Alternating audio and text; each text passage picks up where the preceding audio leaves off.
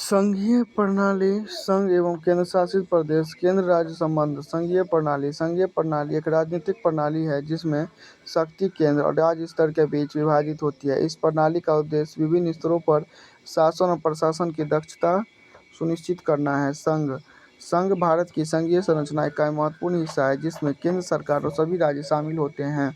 भारत में संघ की संरचना में संसद, न्यायपालिका और कार्यपालिका शामिल है जो संविधान के अनुसार कार्य को करती हैं।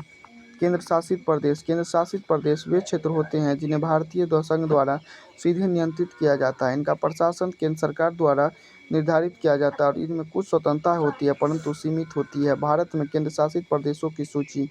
दिल्ली राष्ट्रीय राजधानी क्षेत्र जो केंद्र शासित प्रदेश और राज्य का मिश्रण है। पुडुचेरी एकमात्र केंद्र शासित प्रदेश जिसे स्थानीय सरकार के माध्यम से चलाया जाता है।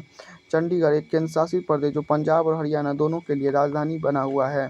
केंद्र राज्य संबंध। संविधान में प्रावधान। भारत का संविधान केंद्र राज्य संबंध को स्पष्ट रूप से वर्णित करता है जिसमें शक्तियों का विभाजन किया गया है।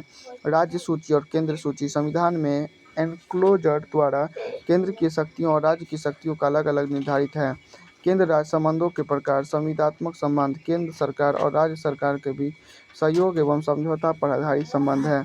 प्रतिस्पर्धात्मक संबंध जब राज्य अपनी शक्तियों का प्रदर्शन करने का प्रयास करते हैं और केंद्र सरकार से अधिक स्वतंत्रता की मांग करते हैं। समस्याओं की चुनौती। 7 नंबर समस्याओं की चुनौती। केंद्र की अधिनियम पर आधिकारिकता। कुछ मामलों में केंद्र राज्य के विषयों में हस्तक्षेप करता है जिससे टकराव उत्पन्न हो सकता है। राज्यों के अधिकारों का उल्लंघन। कभी कभी केंद्र द्वारा राज्य अधिकारों का अतिक्रमण किया जा सकता है जो संघीय ढांचे को कमजोर करता है। निष्कर्ष। संघीय प्रणाली भारत के राजनीतिक ढांचे का मूलभूत तत्वों में से एक है जो राज्यों और केंद्रों के बीच संतुलन बनाता है। केंद्र और राज्यों के बीच सही संबंध और सामंजस्यपूर्ण व्यवस्था एक सशक्त लोकतंत्र के लिए महत्वपूर्ण होता है।